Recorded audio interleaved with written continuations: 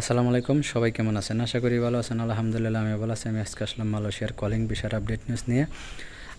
কয়েকটা কমেন্টের উত্তর নিয়ে আসলাম। এক ভাই লিখেছে, ভাই আমার এক ভাইয়ের কাছে আমি কাগজপাতি জমা দিছি, মালয়েশিয়া থাকে, সেই ভাই আমাকে মালয়েশিয়ায় নেব ফ্যাক্টরির বিষয়ে।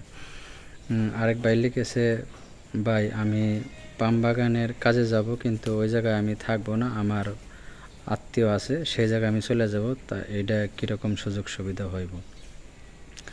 তবে ভাই একটা কথাই বলবো, আরেক ভাই লিখেছে, ভাই আমার এজেন্ট বলছে আমাকে যাওয়ার পরে পাসপোর্টে ভিসা লাগিয়ে বই হাতে দিয়ে দেব, আমি বাইরে যা কাজ করব।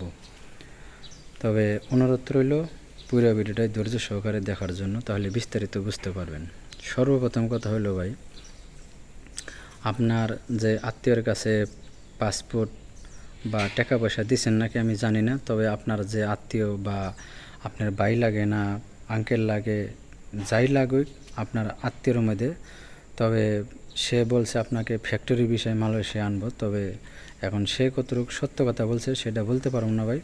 তবে আপনাকে শুধু আশ্বাস দিয়েই থাকবো, কিন্তু আপনাকে কখনোই মালয়েশিয়া ফ্যাক্টরি বিষয়ে আনতে পারবো না। কারণ কিসের জন্য? মালয়েশিয়ায় বর্তমান কোনো সেক্টরের ভিসা খোলা নাই, শুধু প্ল্যান্টেশন ছাড়া। যাই হোক, আপনার আত্মীয় যদি আনতে পারে তাহলে সেক্ষেত্রে ভালো। আর আমি আপনাকে একটা অনুরোধ করব, তবে আপনি তার আশায় না থাইকা আপনি অফিসে যোগাযোগ করে, যদি মালয়েশিয়া আসার ইচ্ছা থাকে আপনি অফিসে যোগাযোগ করে প্ল্যান্টেশন আর বিষয় আপনি পাম বাগানের কাজে আসতে পারবেন মালয়েশিয়া। এখন শুধু একটা মাত্রই ভিসা খোলা, সেটা হলো আপনার পাম বাগানের কাজের ভিসা, অন্য কোনো সেক্টরের ভিসা নাই।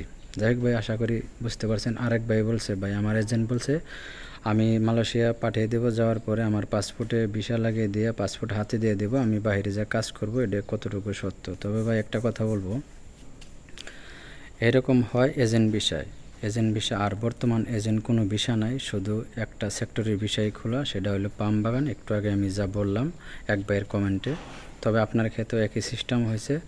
তবে ভাই আপনারা যদি আসেন প্ল্যান্টেশন খাতে তাহলে মালয়েশিয়া আসতে পারবেন, এবং কি এই কাজে আপনারা এসে করতে হইব। আর আপনি যদি কোম্পানি ছেড়ে বাইরে যান তাহলে সেটা অন্য কথা।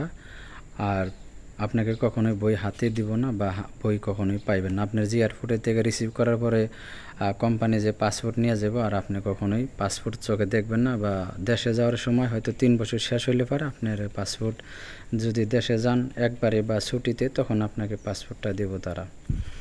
যাই হোক ভাই, আর আপনি বলছেন বাইকে যাবেন, বাইকে গেলেও মনে করেন দেখা গেছে যদি আপনি আসার পরে পাসপোর্ট না দিল, হয়তো আপনি বাইকে যাবেন পরিকল্পনা করছেন।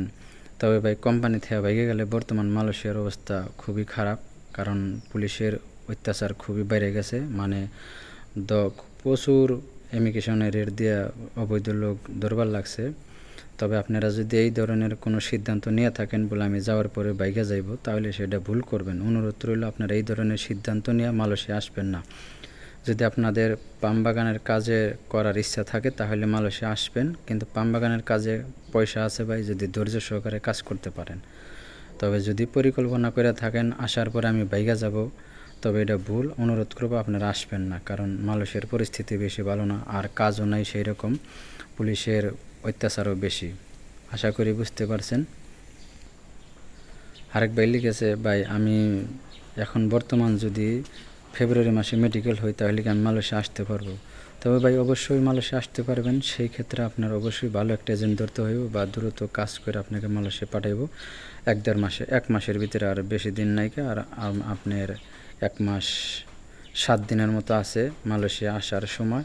তবে এই সময়ের ভিতরে অবশ্যই আপনি আসতে পারেন যদি ভালো একটা এজেন্সি ধরেন। আপনি বাংলাদেশে অনেক এজেন্সি নিয়োগপত্র পায় আছে কর্মী পাঠানোর জন্য। সেই ক্ষেত্রে আপনি ভালো একটা এজেন্সির সাথে যোগাযোগ করে মেডিকেল করলে পারে, বা তাদের সাথে কাজ করলে পারে, অবশ্যই আপনি আসতে পারবেন।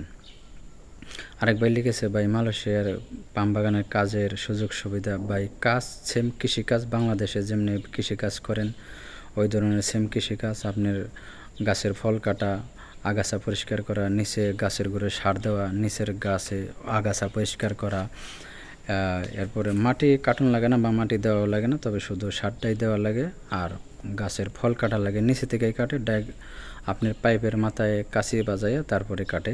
যে যেটা বলেন, কাইসি বলেন, আশি বলেন, যেটাই বলেন, ওই সিস্টেম গাছের উপরে ওঠা লাগে না। আপনার কাজটা একটু হার্টের, তবে পয়সা আছে যদি আপনি ধৈর্য সহকারে করতে পারেন। আর বেতন বর্তমান 1700 টাকা বেসিক করছে মালয়েশিয়ার সরকার, তবে আপনারা আসলেও 1700 টাকায় বেসিক পাইবেন। মাস শেষে কাজ করলে পরে আপনি হয়তো দেখা গেছে 2500-2800 টাকা বেতন পাইবেন, বাংলার 55-50 হাজার টাকার মতো। যাই হোক, আশা করি আপনাদের কমেন্টের উত্তর পেয়ে গেছেন। আর ভিডিওটা দেখার পরে যদি ভালো লাগে, আপনি যদি আমার চ্যানেলে নতুন দর্শক হয়ে থাকেন, অবশ্যই চ্যানেলটাকে সাবস্ক্রাইব করবেন, পাশে থাকা বেল আইকন অন করে রাখবেন। পেজ থেকে দেখলে পেজটা ফলো দিয়ে বেশি বেশি শেয়ার করে সবাইকে দেখার সুযোগ করে দেবেন। সবাই ভালো থাকবেন, সুস্থ থাকবেন। দেখা হবে অন্য কোনো নতুন ভিডিওতে। আল্লাহ হাফেজ।